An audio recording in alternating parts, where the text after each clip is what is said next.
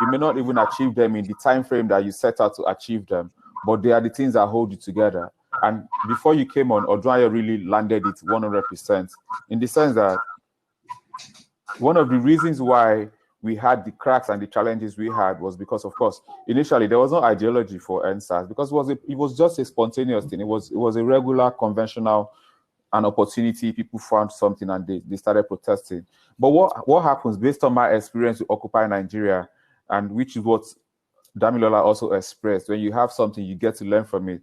What happened was that the longer the protest went on, the more people start to be emboldened to add other things to it, other issues to it. And that, again, has its good sides, but more often than not, the bad sides outweigh the good sides, because it then means that everybody's going in different directions. It then means that there are different agenda. It then means that the center cannot hold. It then means that then anything can happen and anything is possible. So ideology definitely is central. I do think that what needs to happen, apart from ideology, is that we need to understand Nigeria's fault lines. One of the reasons why NSAS, for instance, really galvanized everyone, it was a consensus at the beginning, was because whether ethnic differences, whether religious differences, whether social differences, NSAS and end police brutality brought everyone together on the table. Things started to shift a little bit when people started to mention the political fathers of some people, and started to mention the people that, like, when you start to throw in Buhari into it, when you start to throw in Bola Tinubu into it, that guy that was joining you to do NSAS and end police brutality starts to be suspicious of your agenda. And this is a country, apart from the fact that politics generally brings in a lot of cynicism and suspicion, this is also a country that has extra layer of cynicism and suspicion. So to build a movement, that ideology is necessary. Organizing across Nigeria's fault lines is necessary. The three major fault lines, in my opinion, is ethnicity, religion, and our social fault lines. We must never assume. I love what Dami really said about going back to learn with Market Match. And I would know about Market Match because it was supposed to be my project until coronavirus changed the focus of my project. And that meant that you had to understand that even though you are shouting NSAS and police brutality, and the people you're protesting will actually have some other things that they may deem more important to them, you need to go to those places and understand what it is that is more important to them, so that you can create a consensus. And then I need to also say something. There's a lot of noise about go and get your PVC. And go and get your PVC is going to really be such a big thing as we go in 2023. But I'm sorry, if you've lost the game from before the game even gets started, what's the point of even starting that game? And I say that because as we speak, we still don't have a movement. What's going to happen towards 2023 is that we are going to be in a position where you have to decide between PDP or APC.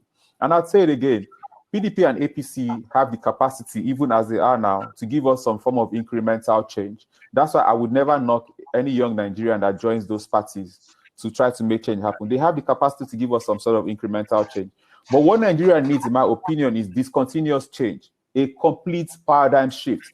So you can have a governor doing well in some states. That's incremental change for Nigeria. You can have a minister doing well in some ministry. That's incremental change. You can have some young person doing some extraordinary thing in some MDA, or even not so young person doing some wonderful thing for female representation, for inclusion in National Assembly and all.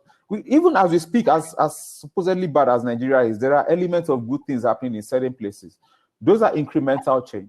What Nigeria needs is discontinuous change. And to have that discontinuous change, there's no running away from a genuine movement that brings people on board. And why do I say bring people on board?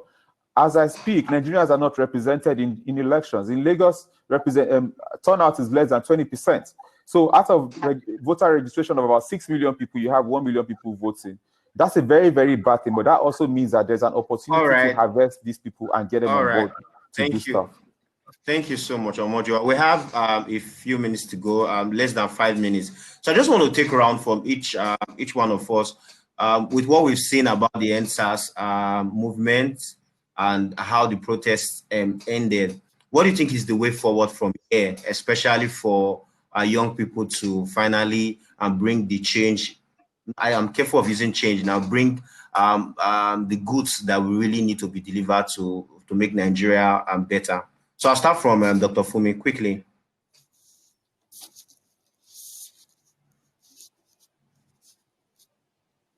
Hello, Dr. Funmi.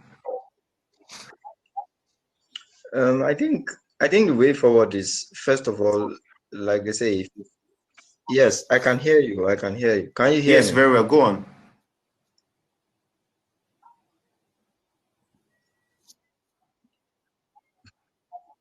Okay, so I think the way forward is to first of all take a bit of a breather and analyze how the protest went and the current situation with the protest, and then see what the lessons are, and then see what we can make of that.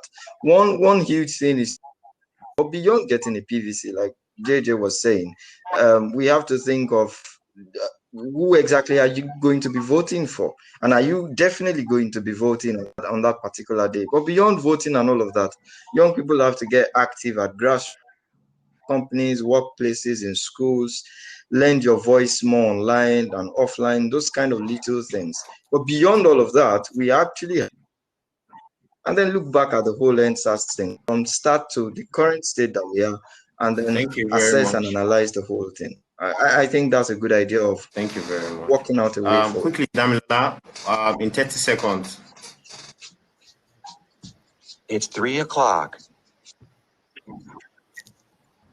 So it's hard for me to be able to sort of like give a recommendation for what next, because tracing the journey from how it started and how a lot of the things that have happened so organically, it's very hard to be able to predict what will be the most appropriate step next. But I would think that there is nothing in life, whether it's movement building, whatever it is, that can continue without strategy. I think some people need to step up and take responsibility, because I know we wanted a leaderless movement and all of that, but at this point we really do need a strategy. So some people need to step up and take charge of what is happening and strategize, so that we have sort of like a channel that we're all going through and following. At the end of the day, we can maintain our decentralized sort of like organization to a great extent, but at the core of it, the thing that binds us all together in the movement, we would definitely need some people heading the strategy department. Thank you very much. That was powerful. Odunayo, what do you think? 30 seconds. I think we just like the way forward. Yeah, everyone needs to buy into a core central ideology. What do we want to see? Distill that into very simple, very catchy messages and find a way to distribute. If we don't have distribution, we can't win. Thank you so much. All right, to our viewers, guests who have joined, and to the panelists, JJ Omojuwa, Damilola Marcus, Dr. Funmilayo Ogunsanya, Odunayo Oweniyi, and Uloma Nwoke, who couldn't get in because of technical issues. Thank you so much. It's been a very great year on this panel, and we hope that we must have taken one or two things that would be useful to making Nigeria the country of our dreams, and it will be the better for every one of us. Thank you so much. Temidayo Siddiq, I'm signing out. Thank you very much. Bye. Thank you.